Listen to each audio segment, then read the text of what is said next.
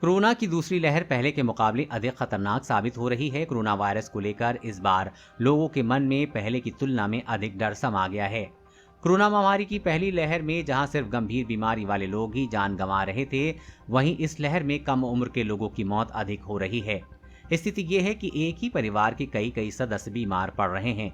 स्थिति ये है कि लोगों को अस्पताल में न तो बेड मिल रहा है और न ही इलाज के लिए ऑक्सीजन।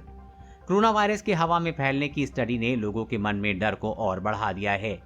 एक्सपर्ट भी इस बात की पुष्टि कर रहे हैं कि इस बात के कोई ठोस सबूत नहीं है कि कोरोना वायरस हवा से नहीं फैलता है।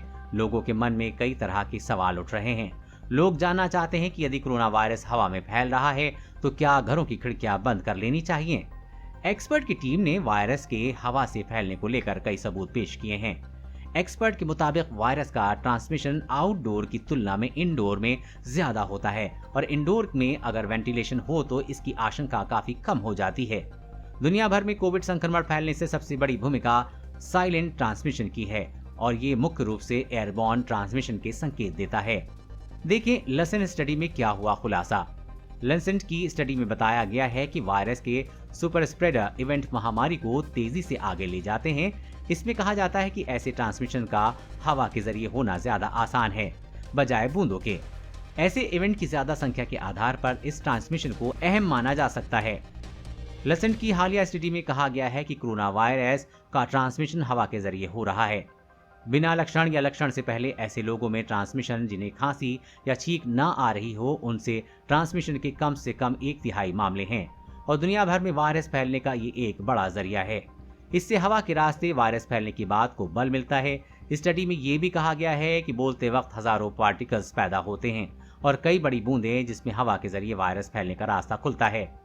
वायरस के ट्रांसमिशन की दर इंडोर में और उन जगहों में अधिक है जहां वेंटिलेशन कम है।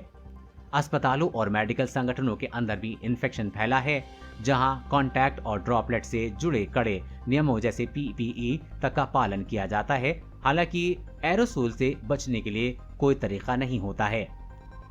लैब में SARS-CoV-2 वायरस हवा में मिलने का दावा किया गया है। इस दौरान वायरस 3 घंटे तक हवा में संक्रमित हालात में रहा है।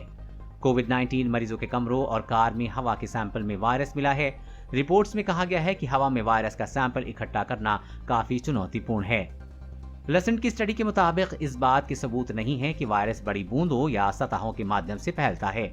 अस्पताल और कोविड-19 के मरीजों वाली इमारतों के एयर फिल्टर्स और डक्ट में वायरस मिला है, जहां सिर्फ एरोसोल पहुंच सकते हैं। अलग अलग पिंजरों में कैद जानवरों में भी ट्रांसमिशन मिला है, जो एयर डक्ट से ही जुड़े थे। नई रिपोर्ट के आधार पर विशेषज्ञों ने कोविड-19 सुरक्षा प्रोटोकॉल में तत्काल बदलाव किए जाने का सुझाव दिया है। इंग्लैंड, अमेरिका और कनाडा के 6 एक्सपर्ट द्वारा ये रिपोर्ट तैयार की गई है।